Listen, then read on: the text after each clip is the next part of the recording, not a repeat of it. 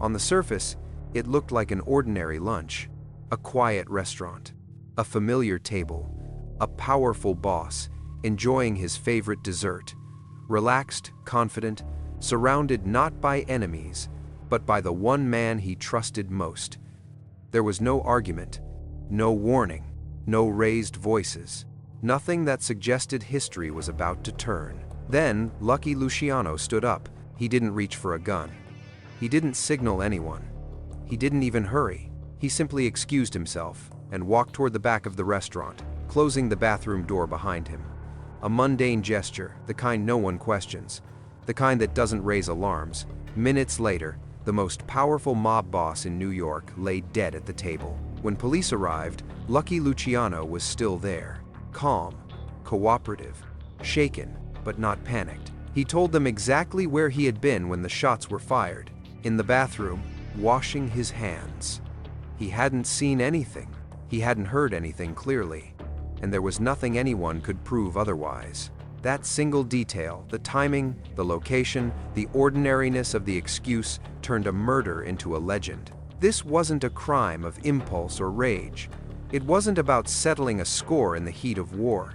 It was the deliberate removal of an obstacle, carried out with patience, planning, and an understanding of how power really works. Not through violence alone, but through plausibility. Because in the underworld, the smartest move isn't disappearing after a killing. It's staying right where you are and making sure no one can touch you. This is the story of how Lucky Luciano killed his own boss without pulling a trigger, ended a war with a trip to the bathroom, and proved that the most dangerous man in the room is often the one who looks completely uninvolved. By 1931, New York's underworld wasn't expanding anymore, it was bleeding. The so-called Castellammarise War had dragged on for nearly 2 years, and whatever logic it once had was gone. Bosses were dying. Soldiers were dying faster. Money that should have been flowing upward was instead being spent on funerals, bribes, and replacements who didn't know the streets yet. Every hit created 2 more problems, and every retaliation narrowed the future. At the center of one side stood Joe Masseria, known as Joe the Boss. He ruled the way bosses always had, through loyalty enforced by fear. Italians only. Orders flowed downward. Questions never came back up. For a decade, that system had worked well enough. But by 1931, it was outdated and dangerously inflexible. Across the city, Salvatore Maranzano represented the same problem in a different accent. He believed in hierarchy, tradition, and absolute authority. One man at the top, everyone else beneath him. The two bosses hated each other, but in truth, they were mirrors, men fighting to preserve a world that no longer fit the city they were killing each other over. Caught between them was Lucky Luciano. Lucky wasn't a dreamer watching from the sidelines. He was Masseria's most productive lieutenant. He earned more, organized better, and thought further ahead than almost anyone in the war. He saw the numbers that terrified others: shrinking profits, growing police pressure, neighborhoods turning hostile, and younger men questioning why they were dying for arguments that started in Sicily decades earlier. What frightened Lucky most wasn't losing the war. It was winning it. Because even if Masseria crushed Maranzano, nothing would change. The same structure would remain. The same mistakes would repeat. Another war would come. And next time, there might be no one left smart enough to stop it. That's when the realization set in quietly, uncomfortably. This war couldn't be ended by choosing a side. It could only be ended by removing the men who made compromise impossible. For Lucky Luciano, that meant accepting a truth most men never face. Loyalty to a person can become betrayal of the future. And the longer Joe Masseria remained alive, the longer the war and the destruction would continue. The problem wasn't the enemy across town. The problem was sitting right across the table. What separated Lucky Luciano from the men above him wasn't ambition, it was perspective. Lucky had grown up in New York, not Sicily. His instincts weren't shaped by village feuds or inherited grudges, but by crowded streets where Italians worked next to Jews, Irishmen, and anyone else smart enough to survive. To him, crime wasn't a bloodline, it was an operation. And operations, if they wanted to last, needed structure, That idea put him fundamentally at odds with Joe Masseria.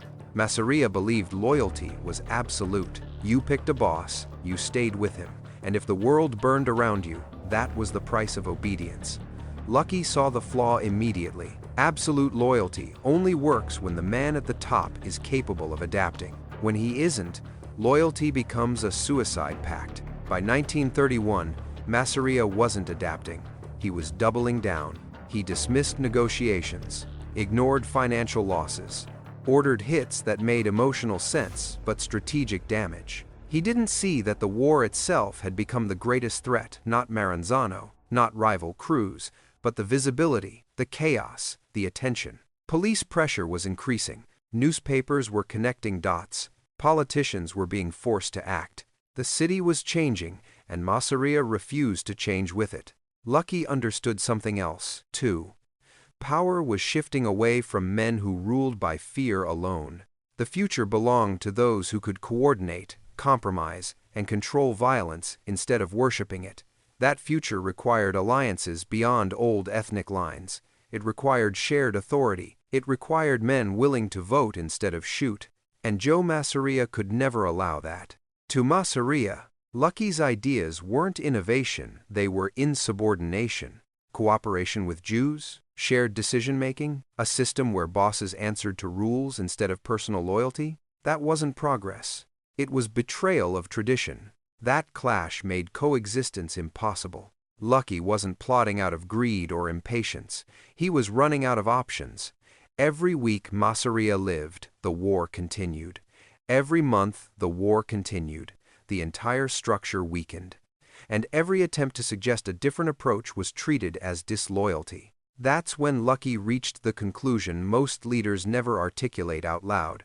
Sometimes the most dangerous man in an organization isn't your enemy, it's the one who refuses to let the organization evolve. From that moment on, the question wasn't if Joe Masseria would be removed.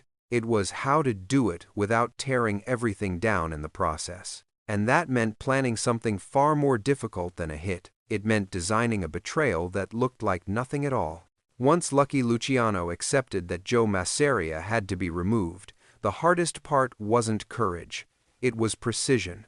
Killing a boss was easy in theory and catastrophic in practice. A sloppy hit would ignite another war, invite retaliation, and place a target on Lucky's back that no amount of loyalty could deflect.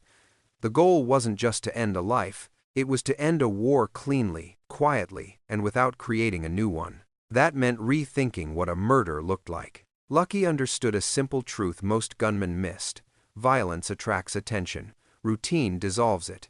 If Masseria died in a dark alley, suspicion would explode outward. If he died during a private meeting, fingers would point inward. But if he died in the middle of an ordinary day at lunch, in public, with nothing unusual preceding it, the story would slow down before it ever accelerated. So, the plan inverted expectations. Daylight, not night. Familiar place, not a hideout. Comfort, not tension. The more normal the setting, the less likely anyone would question it. Equally important was distance without absence. Lucky couldn't be far away. Absence implies guilt. He needed to be present enough to appear involved in nothing, yet separated enough to be untouchable when questions came. That balance, close but insulated, would be the difference between suspicion and proof. The alibi became the architecture. A bathroom was perfect. It wasn't dramatic. It didn't require explanation. It was the kind of interruption no one remembers clearly and no one challenges. One door, no witnesses inside, a mundane reason that couldn't be disproven without inventing a motive to doubt it. While guns draw eyes, a closed bathroom door draws none. Next came the human element. Lucky didn't choose impulsive shooters. He chose reliable finishers, men who would arrive, act, and leave without improvisation. No speeches, no hesitation, no theatrics. The entire operation had to feel like a sudden rupture in an otherwise unremarkable afternoon. Timing mattered as much as place. Lunch was ideal. People are relaxed. Guards wait outside. Minds drift. Masseria trusted routine. He trusted Lucky even more. Trust, in this case, was the weapon. What made the plan work wasn't cruelty. It was restraint. Lucky refused every temptation to add insurance through chaos. No backup plan that involved noise, no escape routes that implied guilt, no flourish that could be misremembered. The less that happened, the harder it would be to reconstruct anything later. By the time the plan was complete, it didn't look like a conspiracy. It looked like a schedule, and that was the point. When the moment arrived, there would be no signal, no cue, no visible hand guiding events.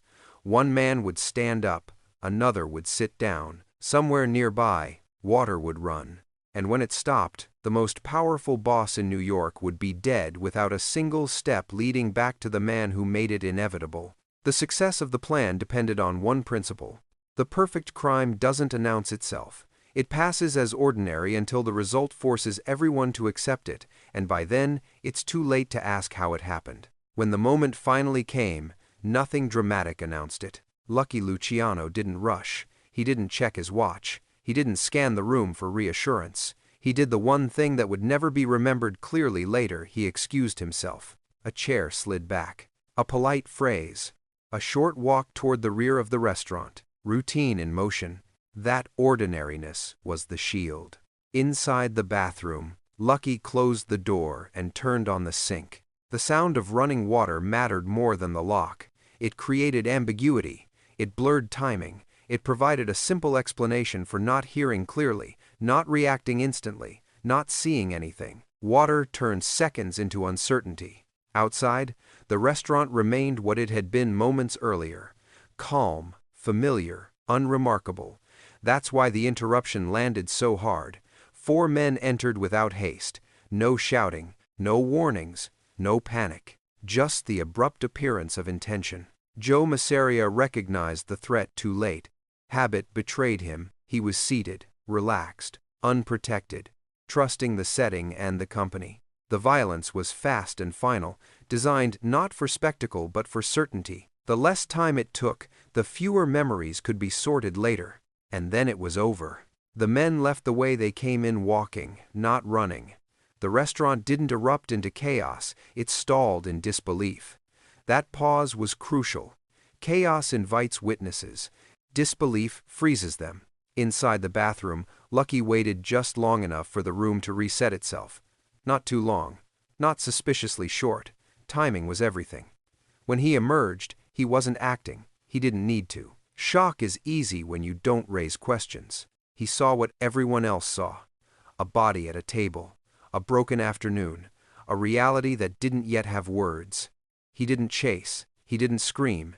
He did what someone in his position would logically do. He called for help. That sequence mattered more than the bullets. Later, investigators would reconstruct movements, angles, and minutes. They would ask where Lucky was.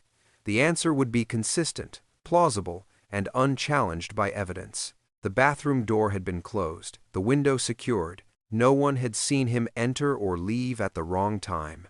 No one could place a weapon in his hands. Suspicion hovered, it always does. But suspicion without contradiction is powerless. The brilliance of the plan revealed itself only afterward. Lucky hadn't avoided the scene. He'd embedded himself in it. He'd ensured that every question led to a dead end, not by force, but by normalcy. When violence ends too cleanly, people search for complexity. They assume something elaborate must have happened. Here, the opposite was true. Everything was simple, too simple to unwind. The bathroom wasn't an escape. It was a boundary between involvement and proof, between certainty and doubt. And once that boundary was crossed, the outcome could no longer be reversed. When the police arrived, the hardest part was already over. The violence had ended. The shooters were gone. The room had settled into that strange stillness that follows something irreversible. What remained wasn't chaos, it was procedure. Questions, notes, timelines. And in those moments, Lucky Luciano became exactly what his plan required him to be. A cooperative witness. He didn't volunteer theories. He didn't speculate. He answered only what was asked. Where were you? In the bathroom. What were you doing? Washing my hands. Did you see anyone? No. Did you hear anything clearly? Just noise. Nothing that meant anything until it was over. Every answer was boring. and boring answers are the hardest ones to attack. Detectives knew the truth before they finished their first cigarette. They understood the politics of the underworld. They knew who benefited. They knew who had the intelligence and reach to plan something this clean. But knowing and proving live in different worlds, the case had no witnesses willing to speak, no weapon to trace, no contradiction to exploit. The alibi didn't need to be airtight, it only needed to be unchallengeable. That's the difference most criminals never grasp. You don't win by convincing everyone you're innocent.